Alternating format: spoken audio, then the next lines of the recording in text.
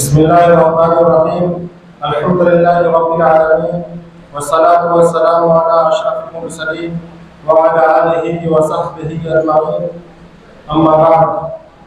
صدر اجلاس مفکر ملت امیر شریعت حضرت مولانا احمد ولی فیصل رحمانی صاحب دامت برکاتہم، داعیہ اجلاس حضرت نائب امیر شریعت حضرت مولانا شمشاد رحمانی قاسمی صاحب دامت برکاتہم، معاون اجلاس قائم مقام ناظم امارت شریعہ مولانا شیخ القاسمی صاحب، دیگر ذمہ داران امارت، اساتذہ مدارس، ذمہ داران مدارس، دانشوران نظام، آج کا یہ اجلاس یقیناً وقت کی ایک اہم ضرورت ہے۔ ہم سب شکر گزار ہیں حضرت امیر شریعت دامت برکاتہم کا کہ انہوں نے بروقت اس اجلاس کو طلب کیا اور اس کی ہدایت دی کہ تمام مدارس کے اساتذہ کو جمع کر کے مدارس میں جو چیزیں ضروری ہیں اسے ہم سب کو کرنی چاہیے اور جو کر رہے ہیں اس کو مزید مستحکم کرنے کی کوشش کرنی چاہیے۔ اس سلسلے میں بہت ساری باتیں آ چکی ہیں اور وقت کا بھی اعلان ہوا ہے کہ وقت پر اپنی بات کو ختم کر دیں۔ میرا بھی مضمون لمبا ہے لیکن میں کوشش کروں گا اس بات کی کہ وقت سے پہلے باتیں آ جائیں۔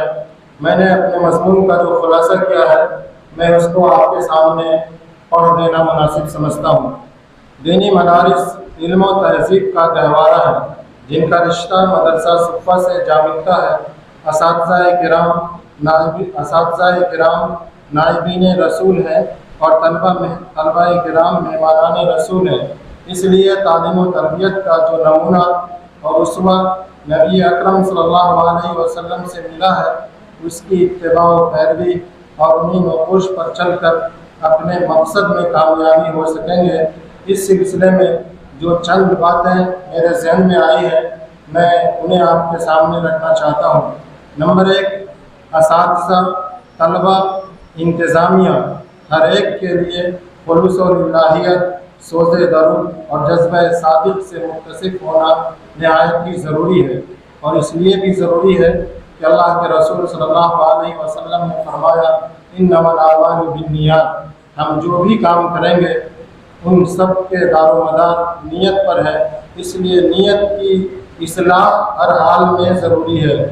نمبر 2، ہر ایک متواضع، منکسر المزاج اور اعلیٰ اخلاقی اقدار کے حامل ہو اور وہ خصائل رذیلہ، حسد، بغض، عناد، غیظ و غضب کے ترک کرنے کو ضروری سمجھے، ایک دوسرے کی عزت نفس، ادب و احترام کا مکمل خیال رکھے اور آپسی محبت و محبت کا مظاہرہ کرے۔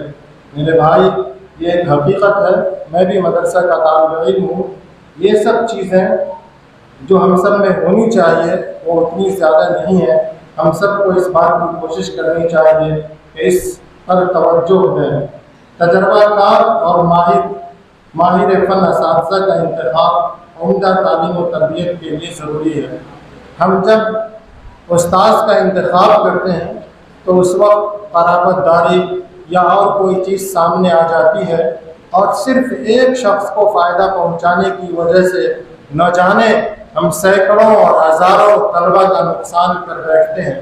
اس لیے میرے بھائیوں، جب استاذ کا ہم انتخاب کریں تو اس وقت اس بات کا ضرور خیال رکھیں کہ استاذ باصلاحیت ہو اور تربیت یافتہ ہو۔ اور استاذ کے لیے ضروری ہے کہ تدریس کی مشق اور ہوم ورک کو لازم و ضروری سمجھے۔ استاذ بسا اوقات یہ کرتے ہیں کہ بغیر مطالعہ، بغیر تیاری، بغیر درس کی تمرین کیے ہوئے وہ درسگاہ میں آتے ہیں اور ایک ملازم کی حیثیت سے وہ اپنی بات کہہ دیتے ہیں۔ یہ نہیں ہونی چاہیے۔ اساتذہ کو چاہیے کہ درس میں آنے سے خود پہلے درس کی تمرین کریں اور پھر ایک خادم دین کی حیثیت سے طلبہ کے سامنے درس دیں تو انشاءاللہ مفید ہوگا۔ طلبہ میں مطالعہ کا ذوق اور تحریر و تقریر کو پروان چڑھانے کا جذبہ پیدا کرے اور اس کے لیے ممکنہ وسائل و تدابیر کو اختیار کرے۔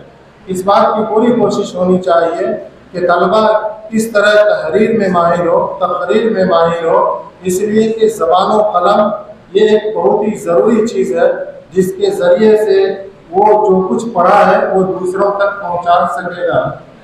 اساتذہ و ملازمین کی تنخواہیں معیاری مقرر کی جائیں تاکہ فارغ البال ہو کر تدریسی فرائض کو بخوبی انجام دے سکیں۔ یقیناً مدارس میں جو اساتذہ درس و تدریس کا کام کرتے ہیں وہی اساتذہ مالیات کے سلسلے میں بھی کوشش کرتے ہیں، تو کیوں نہیں ہم لوگ کوشش کریں کہ اساتذہ کی تنخواہ بہتر سے بہتر متعین کریں تاکہ وہ اپنی دیگر مصروفیات سے ہٹ کر کے درس و تدریس کی طرف، طلبہ کی تعلیم و تربیت کی طرف زیادہ توجہ دیں۔ اس طرف بھی توجہ دینے کی ضرورت ہے۔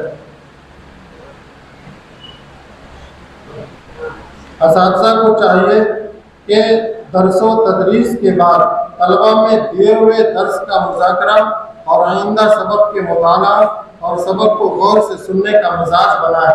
یہ سب چیزیں صلاحیت و استعداد کی بہتری اور مقصد میں کامیابی کے لیے بنیاد کی حیثیت رکھتی ہے۔ اساتذہ کو چاہیے کہ طلبہ کے ساتھ کسی طرح کا امتیاز نہ رکھیں، ہر ایک کے ساتھ برابری کا معاملہ کریں، کمزور طلبہ کی استعداد بہتر کرنے کے لیے ان پر خصوصی توجہ دی جائے۔